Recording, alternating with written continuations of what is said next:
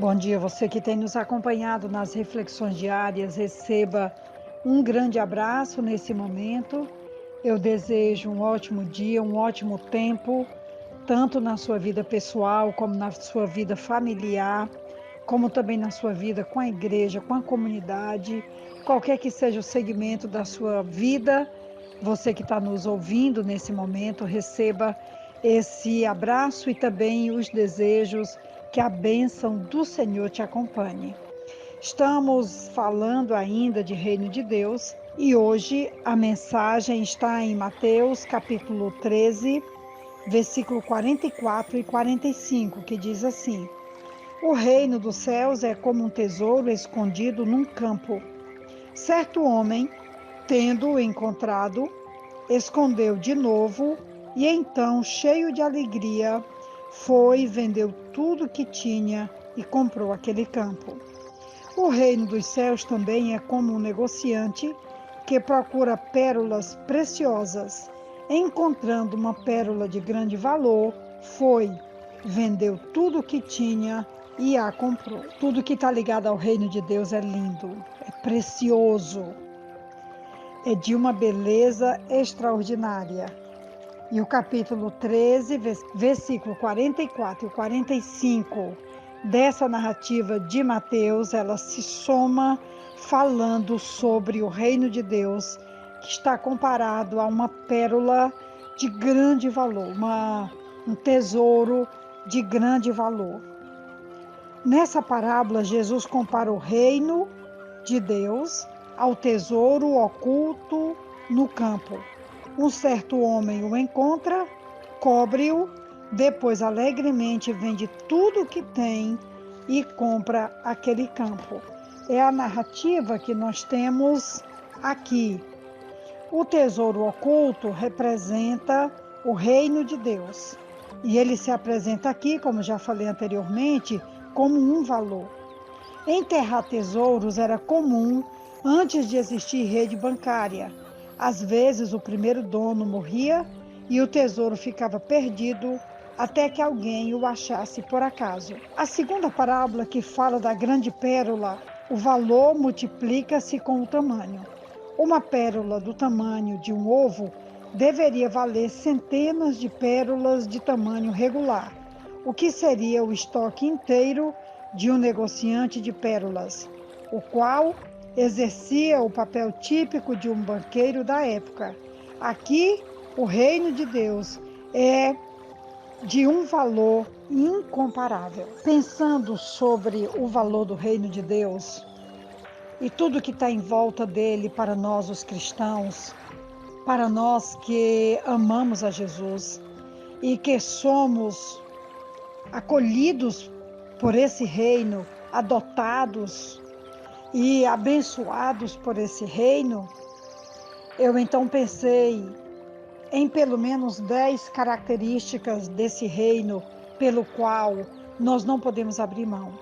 O texto é muito claro que o homem que encontrou essa pérola, ele precisa esconder, vender tudo que tem para ter esse tesouro, ter esse terreno para ser sua propriedade.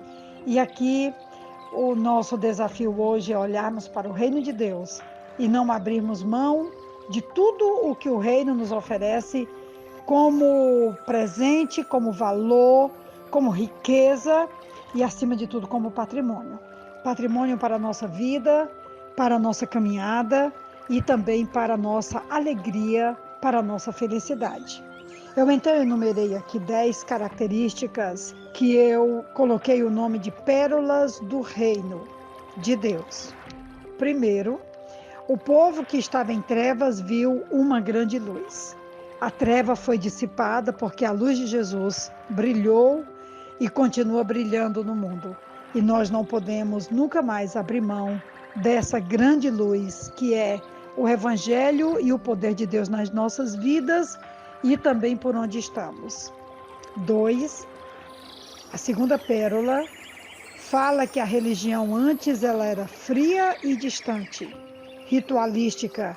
Agora é alimentada pelo Deus Emanuel, que significa O Deus conosco, o Deus que se relaciona. Seria a nossa segunda pérola, porque antes de Jesus a religião tinha uma conotação e agora com Jesus nós temos uma outra dinâmica espiritual. 3, os últimos serão os primeiros e os primeiros serão os últimos. O reino de Deus anda na contramão. Nós precisamos abraçar esse reino, que a despeito do conhecimento e da lógica humana, o reino de Deus foge, mudando suas características e nos ensinando os verdadeiros valores dele. A quarta pérola do reino, quem quiser ser o maior, seja o servo. Que Jesus, o próprio, lavou os pés dos seus discípulos e orientou que quem quiser ser feliz deve fazer o mesmo. A quinta pérola do reino de Deus é que toda autoridade no novo reino vem através do exemplo, ou seja, a prática de vida que mostra o novo nascimento. A sexta pérola, a matemática do reino, ela é completamente diferente. Ela nos indica e nos orienta a perdoarmos 70 vezes 7. Que conta extraordinária para podermos andar livremente com a ajuda de Jesus. É perdoar e também cancelar dívidas para a glória dele. A sétima pérola, que a maior oferta que o templo já recebeu foram as pequeninas moedas de uma pobre viúva que deu tudo o que tinha. E Jesus diz que ninguém deu tanto quanto ela deu.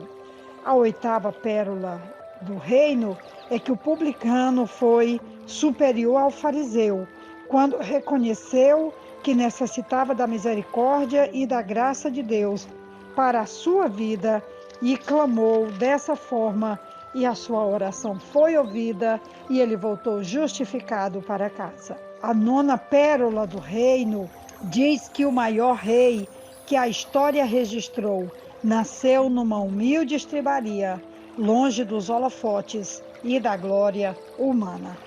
Nosso querido Jesus, nos ensinando a verdadeira humildade, a verdadeira simplicidade, a verdadeira vida simples, que nós também precisamos copiar para vivermos mais felizes. E a 10ª pérola do reino diz que Jesus, ao voltar para Deus, entregou o seu reino a homens como Pedro, Tiago e João, humildes pescadores, e agora nós cuidamos do reino de Deus também. Que grande privilégio, que grande presente encontrarmos o reino de Deus e a sua justiça e não abrirmos mão jamais. Eu queria concluir a palavra dessa reflexão com o que um escritor, pastor David Cornfield, diz na sua Bíblia do Discípulo. Jesus demonstrou essa parábola com todas as letras.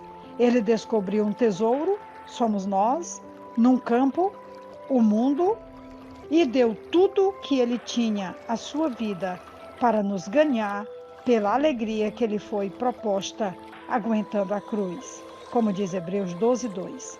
Em contraste, a religião é vender tudo para comprar o campo errado. Que Deus nos ajude, nos inspire e que Jesus continue sendo a nossa pérola de grande valor, com o seu reino, com a sua justiça, com a liberdade que temos nele, e que tudo isso seja a nossa pérola, o nosso tesouro, a nossa riqueza. Que Deus nos abençoe. Quem vos fala é a pastora Betinha, da Igreja Batista Esperança, e eu te envio um grande abraço. Amém.